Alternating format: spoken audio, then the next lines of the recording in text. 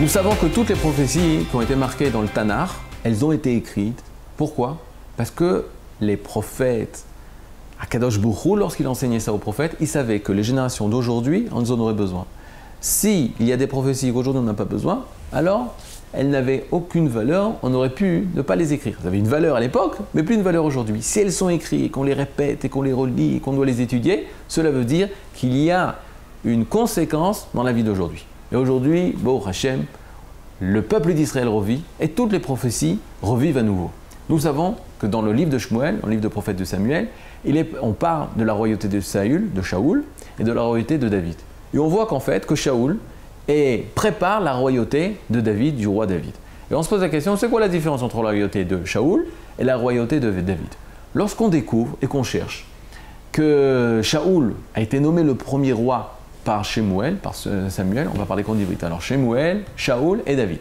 Lorsque Shaoul a été nommé roi par Shmuel, Akadosh Baruch Hu le nomme roi, on découvre que Shaoul fait des guerres d'Israël. Mais qu'est-ce qui pousse Shaoul à faire des guerres d'Israël? Eh bien, je vais vous dire, c'est très simple. C'est défendre le corps d'Israël. Lorsque des Juifs sont en danger, Shaoul, c'est le premier. Et où est-ce qu'on voit ça? La première guerre que Shaoul va faire, alors qu'il a été oint par Shmuel, il va faire des guerres d'Israël contre Ammon. Ammon attaque le nord d'Israël et il veut faire honte à Israël, il veut crever l'œil droit de tous les Juifs d'un village qui s'appelle Yavesh au nord-est du Golan, Gilad, dans la région de Gilad. Et les Juifs du Gilad, ils sont paniqués. Shaoul entend ça, il prend son armée, il menace le peuple d'Israël et il monte, il fait la guerre. Lorsque Shaoul entend que les Juifs sont en danger, il est le premier et il fait les guerres d'Israël. Ça, c'est notre premier roi. Mais lorsque viendra un jour un homme de 6 amotes, 6 coudées de haut et un peu plus, il s'appelle Goliath, le Philistin. Goliath propose un accord de paix. Il commence à dire, à quoi sert de verser du sang, de faire des guéguerres, ça ne sert à rien. Nos hommes vont tomber, vos hommes vont tomber, faisons juste un duel. Si quelqu'un se propose d'Israël et il fait un duel envers moi, le gagnant sera le roi et le second sera les sujets, les esclaves. Et là, on découvre Shaoul qui est totalement neutralisé. Tout le royaume, tout l'État s'arrête. On n'est pas capable de faire la guerre contre les Philistins? Non. Parce que qu'est-ce que propose Goliath à Shaoul? Goliath propose la fin du sirsour, de la dispute entre Israël et la Palestine. On va arrêter. Plus diffusion de sang. Juste un duel. Et Shaoul, alors qu'il aurait pu se lever, faire la guerre contre les Philistins, avec ses 10 000, 20 000, 30 000 personnes. Non, il s'arrête, il ne sait plus quoi faire. David vient et voit Shaoul et voit Goliath qui injure de cette façon le peuple d'Israël. Et il dit, il n'est pas en train, David criera alors qu'il n'est pas encore soldat, il n'est pas en train d'injurier le peuple d'Israël, mais il est en train d'injurier les armées de Dieu vivant, du Dieu vivant. David Améler, il rajoute, le roi David, il attache la royauté d'Israël à la royauté de Dieu. Et c'est une autre dimension, une dimension totalement différente. Alors que Shaoul, c'est une royauté plus rattachée à l'humain, plus rattachée à ce qu'il pense, plus rattachée à des pensées humaines.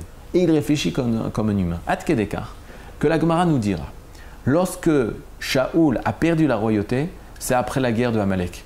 Amalek, c'était l'ennemi juré d'Israël, c'était l'antagonisme d'Israël. Shmuel va dire à Shaoul que Dieu lui demande d'exterminer Amalek. Hommes, femmes, enfants, bétail, etc., etc. Et là, Shaoul s'est présenté devant Akadosh Baruch Hu et lui dit la chose suivante. Comment tu peux dire qu'il faut tuer Amalek? D'accord, les hommes ont fauté peut-être. Peut-être il y a des hommes qui ont fauté parmi Amalek. Mais le bétail, est-ce qu'il a fauté? Et même si tu dis que les grands ont fauté, les enfants ont-ils fauté? Là, Akadosh Baruch Hu, il lui dit, Al te tzadik arbe. Ne sois pas tzaddik juste outre mesure, plus qu'il n'en faut. Et fais la guerre d'Amalek, pas parce que tu penses qu'ils sont Rechaïm ou Tzadikim, c'est pas ça. Le sujet, c'est pas ça. Le sujet, c'est de réaliser la volonté de Dieu de faire la guerre contre Amalek.